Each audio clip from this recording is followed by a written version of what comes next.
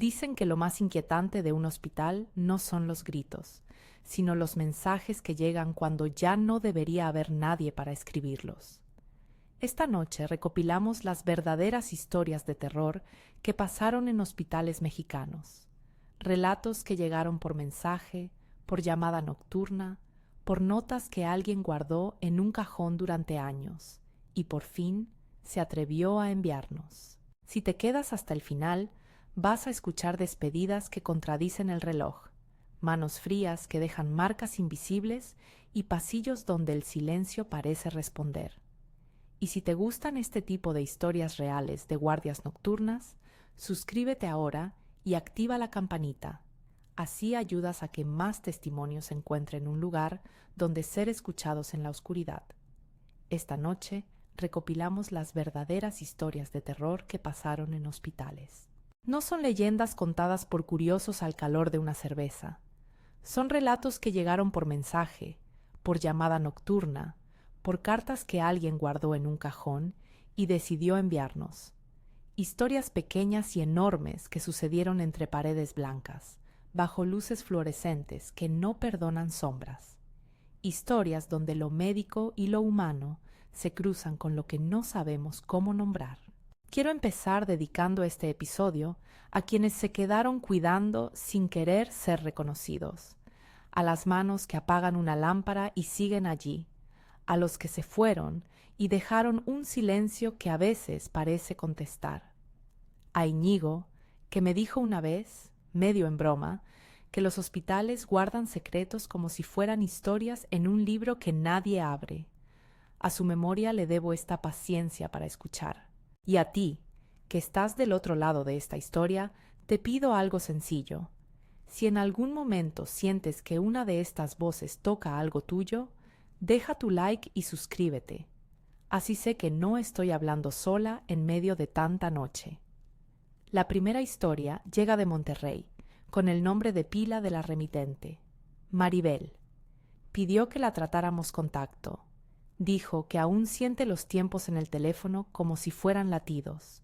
Me contó lo que siguió a la madrugada en que su padre dejó de respirar del todo, y lo narró tal cual, con los tiempos que aparecían en su chat y en la llamada perdida que todavía tiene guardada.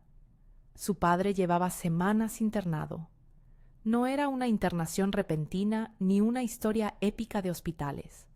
Era la sucesión de días en los que las visitas se hacían ritual y el mundo se reducía a un corredor por el que siempre pasaba el mismo guardia. Vivían a 2 horas de la ciudad donde estaba el hospital. La distancia no era solo geográfica, decía Maribel, sino emocional. Después del divorcio, las visitas se habían vuelto raras, los silencios más largos. Aún así, cuando la noche se volvió dura, ella tomó la decisión de quedarse a la espera hasta el amanecer. Preferí dormirme en el coche y despertar con luz, me contó. La madrugada suele dar esa sensación de que todo puede resolverse antes de que el sol lo haga irreversible. Eran las 2 de la mañana cuando su padre la llamó. La voz estaba débil pero clara. Quería que fuera. Le dijo que no quería estar solo. Maribel recuerda cómo el pasillo olía a jabón y a café frío, cómo la pantalla del celular le parecía pequeña ante la voz del hombre que la había enseñado a amarrar los cordones. «Voy para allá», respondió. Pero el tráfico le ganó. Hubo un accidente en la carretera y el tiempo se comió los minutos. Decidió entonces que esperarían el amanecer. Le escribí que durmiera, que yo iba en camino, que no se preocupara, me relató. Ella recuerda la pantalla iluminada, la burbuja del mensaje que decía «Llegaré pronto», y cómo, después, el teléfono se volvió un objeto de vela. A las 4 en punto, su hermano la llamó. No era una voz común. Había un temblor que no se puede fingir. «Se murió», dijo. Maribel se quedó en blanco, con las llaves todavía en la mano. Llamó al cuarto del hospital. Nadie contestó. Fue entonces cuando su pulgar volvió al mensaje que había enviado antes de caer en un sueño forzado. A las 4:25 de la mañana apareció, en un tono que ella recuerda como el propio, un mensaje entrante desde el número de su padre. Estoy bien, no te preocupes. Piensa en esa frase por un segundo. La hora en el remitente decía 4:25. Su hermano, 10 minutos antes, había dicho que ya no estaba. 85 minutos antes había pedido una compañía que no llegó. Maribel me leyó el mensaje otra vez mientras yo sentía que se hacía el silencio. Es lo último que tengo de él. Lo guardo como si fuera una nota, pero también como si fuera una pregunta.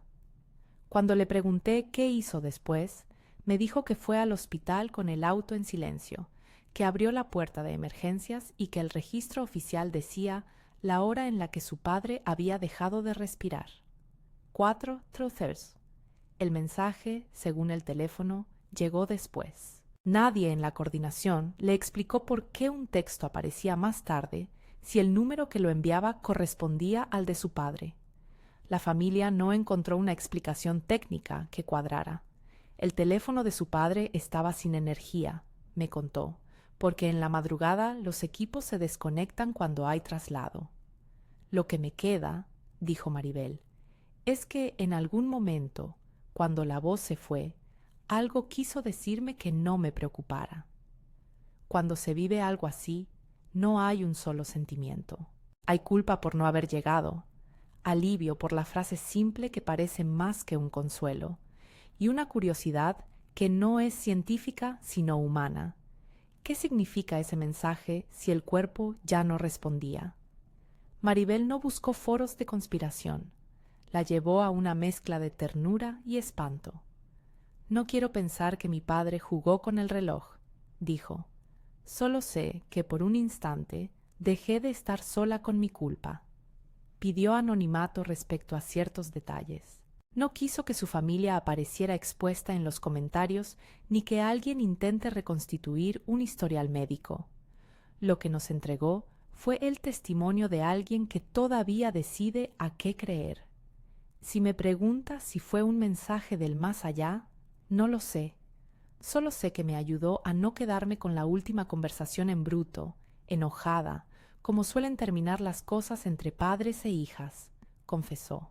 Añadió, y por eso lo tengo guardado, por eso te lo mandé. Hay un leitmotiv en este episodio, una frase que vuelve, como un eco. La frase de su padre, estoy bien, no te preocupes, reaparecerá en otras noches de este episodio. La volveremos a escuchar como si fuera una llave, no porque demuestre algo indiscutible, sino porque a veces las despedidas llegan envueltas en mensajes que parecen contradecir el calendario. Eso cambia la relación que uno tiene con el duelo. Antes de seguir, un par de palabras. Si esta historia te toca de cerca, si tienes algo parecido en un cajón o en un chat, si hay una conversación que te quedó dando vueltas y quisieras compartirla con cuidado, escríbenos. Si tienes una historia real que ocurrió en un hospital, envíala al correo del programa. Respondemos con discreción y, si prefieres, publicamos con tu anonimato preservado. Y ya sabes, si quieres seguir escuchando relatos como este, suscríbete y comparte este episodio. Gracias a eso, este espacio puede seguir existiendo. Mariana Portillo interrumpe aquí desde la cabina, al menos en mi memoria.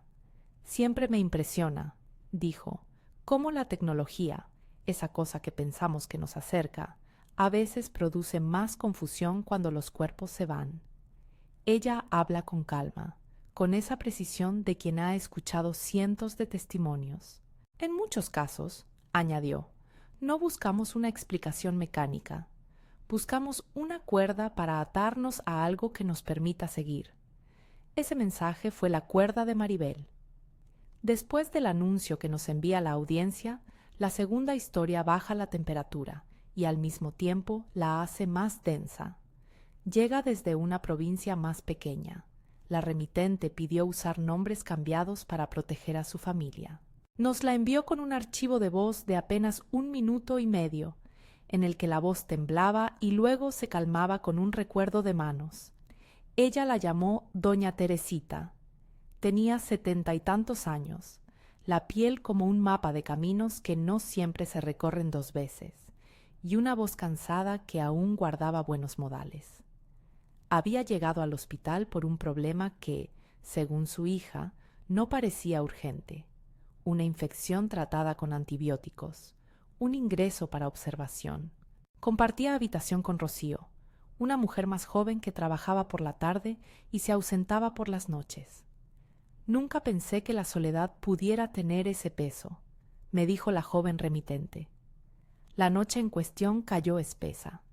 En ese hospital, según la narradora, la luz del pasillo se encendía sobre la medianoche y quedaba una franja de claridad que marcaba pantallas y zapatillas. La enfermera de guardia, que después hablaría por teléfono con la familia, dijo que no hubo ruidos fuera de lo normal hasta las 3:15. Fue entonces cuando se escuchó un golpe sordo, algo como si una sábana hubiera caído del lado de la cama. La enfermera fue a revisar y encontró a doña Teresita en el suelo, de espaldas, con la mirada fija en el techo. Al levantarla, sus manos estaban frías y en su muñeca, donde solía sujetar una cruz diminuta, había una marca clara, una línea roja que parecía haber necesitado calor para hacerse visible. La familia describe la escena como si fuera una película vista por alguien que no sabe el final. Rocío, la compañera de cuarto, no estaba. Había salido a comprar algo de cenar y no regresó. Cuando volvió, encontraron a la hija en la sala de espera y dijo que había recibido una llamada urgente, que se disculpaba. No pareció extraño en la primera escucha, pero después, cuando la ambulancia y el personal que había acudido a la habitación contaron la historia, aparecieron los huecos. Rocío no tenía llamadas registradas que justificaran su ausencia, y la enfermera juró que la puerta de la habitación se había quedado cerrada. «Si te fijas», me dijo la remitente, «ese hospital no es un lugar donde la gente desaparezca. Pero aquella madrugada algo extraño pasó. Lo que más marcó a la familia no fue la caída ni la marca, fue la sensación que doña Teresita tuvo en los minutos previos». Su hija me contó, con la voz baja, que su madre dijo luego, mientras la reponían en la cama y la cubrían con una manta caliente, que había sentido una mano que la había tocado la muñeca y que la había dejado caer de manera deliberada, como si quien la tocaba hubiese dicho, sin voz, «vete». Nadie le escuchó una voz clara, solo esa sensación de ser empujada por algo que no tenía rostro. La enfermera, que necesitó unos minutos para recuperar la compostura, insistió en que la expresión que tenía doña Teresita era de aviso, no de ataque, como si le hubieran mostrado algo que ella no debía ver, me relató. El detalle físico quedó grabado, la marca en la muñeca. La limpiaron, tomaron notas y a la familia le dieron explicaciones médicas que son rutinarias en estos casos.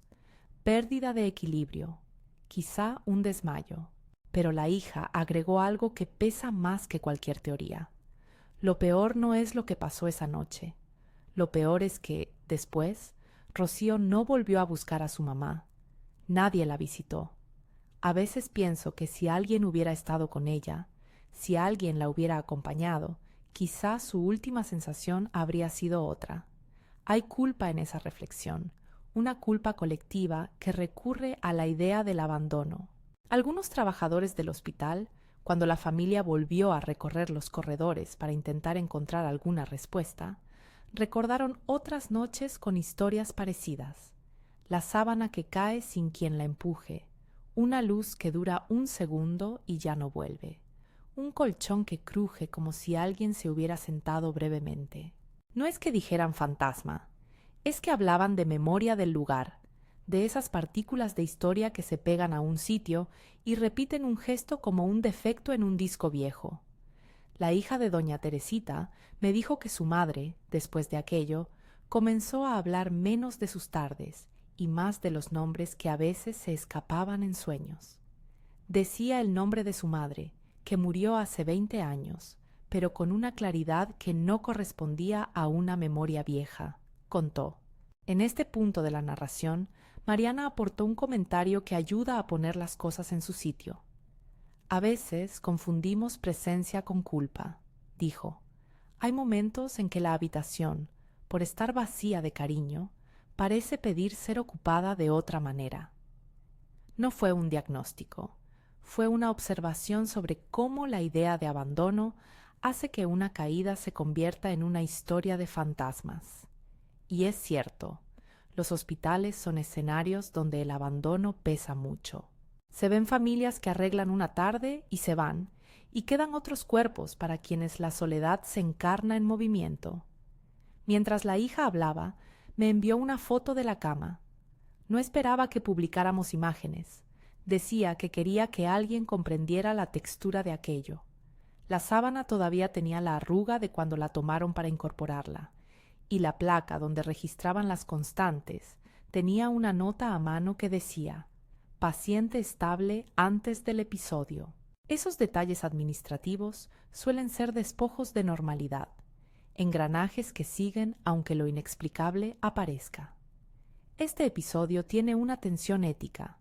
La familia siente que hay algo más, una intervención que no encaja con la lógica, y a la vez no quiere alimentar un rumor que haga del nombre de Rocío un adjetivo de abandono.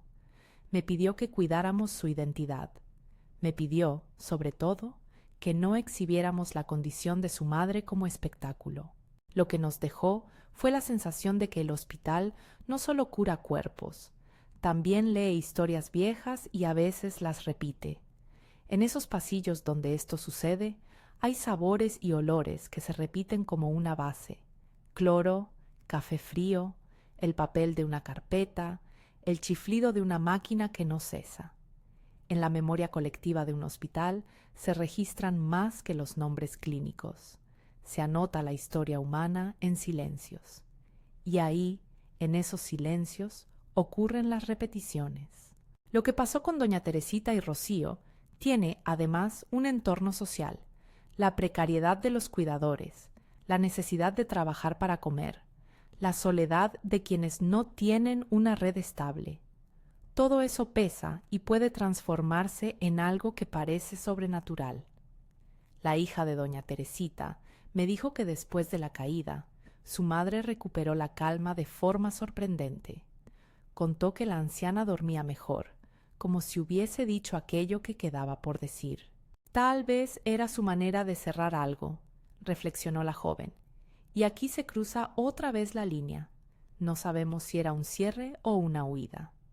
El relato, en lugar de aclarar, abrió preguntas sobre qué es lo que los pacientes esperan de una habitación compartida: compañía, vigilancia, una voz que diga el nombre a la hora de la tos. En nombre de esa incertidumbre, la historia no termina con monstruos ni con cadenas.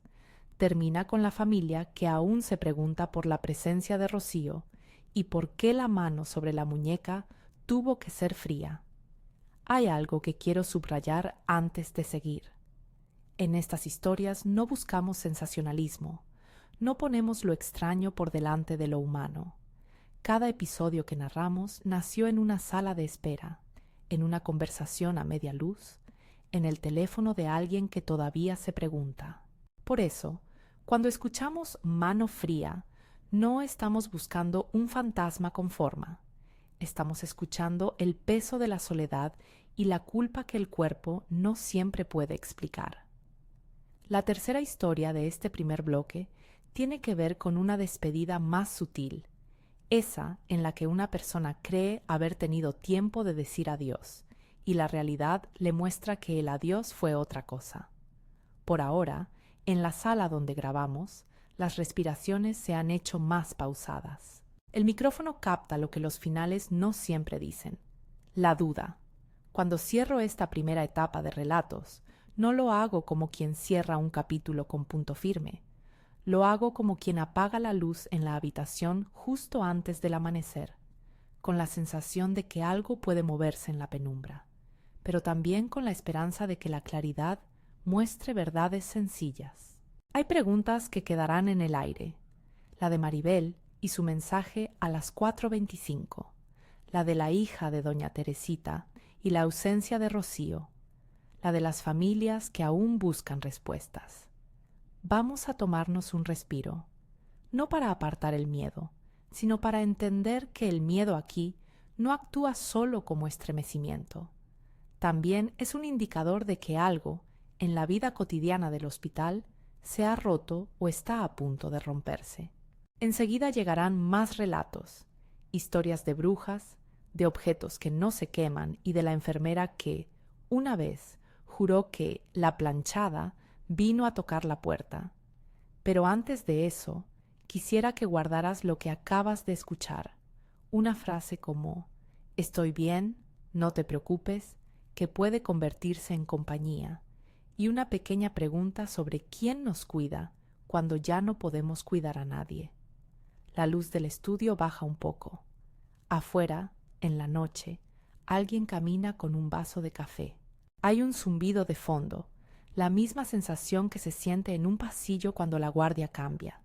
Y, mientras tanto, en algún lugar de un hospital, en la habitación 7B, en el pasillo de terapia intermedia, en una sala de espera con una cartulina de colores, la historia continúa sin cerrar. La historia continúa sin cerrar.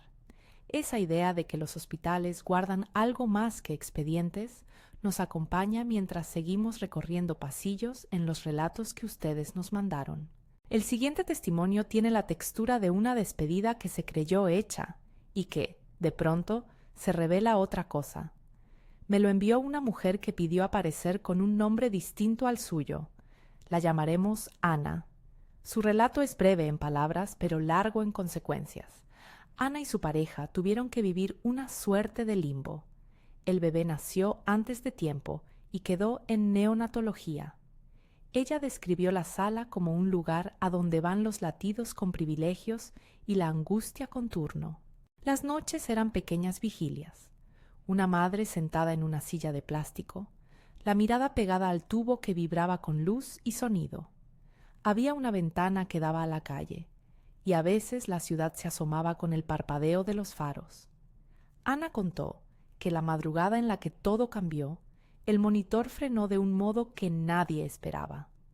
Las enfermeras entraron y salieron como un enjambre de manos, y una doctora, con voz templada, dijo que el bebé había dejado de respirar por un rato. No sabían cuánto, solo que fue lo suficiente para que el alma de Ana se encogiera. «Me dejaron afuera», escribió ella en el mensaje. «Me dijeron cosas que yo no llegué a oír. Me pidieron que esperara». La espera se transforma ahí en tiempo suspendido. Los minutos se miden como fichas de un juego que nadie ha explicado. Ana recordó el frío del pasillo, la caminata hasta la máquina de café que no calentaba y la soledad de mirar el reloj. Al volver a la incubadora, una enfermera le dijo en voz baja que habían logrado reanimarlo. La emoción fue tal que Ana sintió que todo iba a volver a la normalidad. Abrazó a su pareja, lloraron sin ruido, y cuando pudo acercarse, la incubadora tenía otra nota: paciente estable, observación. Esa noche, como otras, decidió dormir un poco en la sala de espera. Le resultaba más fácil esperar con los ojos cerrados que con la cabeza llena de proyecciones. Tuvo un sueño que le pareció, en aquel momento, demasiado real. Vio al bebé, envuelto en una frazada azul, con las manos abiertas, y una mujer de bata blanca que le llenaba la frente de besos. Me desperté con la sensación de que alguien me había tocado la mejilla, dijo. Volvió al cuarto, y la enfermera de la madrugada, una de las más jóvenes, le comentó que en su turno había habido una paciente mayor que, durante unos segundos, había hablado de un niño y había pedido que lo arroparan. La anciana estaba en otra ala del hospital. Ana juró que no se trató de un simple sueño. Después de aquello mi miedo cambió de forma, confió. No era el miedo a perder al niño, era la sensación de que algo en ese hospital procuraba acomodar las despedidas, como si los lugares de cuidado tuvieran la costumbre de cerrar cabos flojos cuando alguien no puede hacerlo. No sé si fue real o si mi cabeza acomodó la culpa, añadió, pero después, No tuve la sensación de que me hubieran dejado sola del todo. El testimonio de Ana es delicado. Lo puso en palabras con cuidado, porque su familia temía que todo sonara a misticismo barato. Nos mandó una foto del pequeño, meses después, con los ojos cerrados en una sonrisa de recién nacido. Sobre la imagen escribió: "No sabemos si fue un ángel o una hora buena. Solo sé que ahora, a veces, cuando se me aprieta el pecho, repito la frase del primer relato: Estoy bien, no te preocupes". Esa frase acompaña, en muchos de los relatos que seguimos recibiendo, la idea de que algunas despedidas se convierten en abrazo.